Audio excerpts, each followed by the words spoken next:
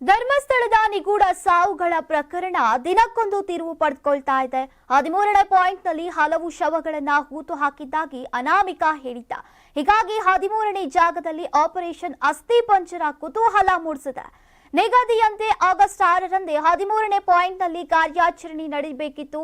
ಆದರೆ ಸಮೀಪದಲ್ಲೇ ಕಿಂಡಿ ಅಣೆಕಟ್ಟು ವಿದ್ಯುತ್ ಪರಿವರ್ತಕ ಇದ್ದು ಶೋಧ ಕಾರ್ಯ ಸವಾಲಿನ ಕೆಲಸವಾಗಿತ್ತು.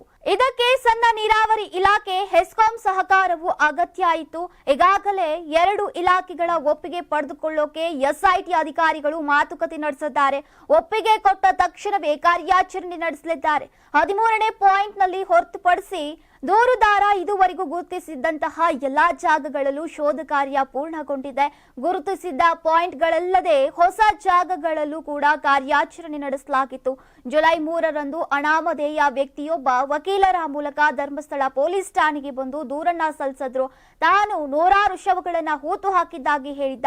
ಸಾರ್ವಜನಿಕರ ಒತ್ತಾಯಕ್ಕೆ ಮಣಿದಿದ್ದ ಸರ್ಕಾರ ಜುಲೈ 20ರಂದು ಎಸ್ಐಟಿ ತನಿಖಾ ತಂಡವನ್ನ ರಚಿಸಿತ್ತು. ಜುಲೈ 28ರಿಂದ ಧರ್ಮಸ್ಥಳದ ನೇತ್ರಾವತಿ ಕಾಡಿನಲ್ಲಿ ಮಹಜರು ಶುರುವಾಗಿತ್ತು.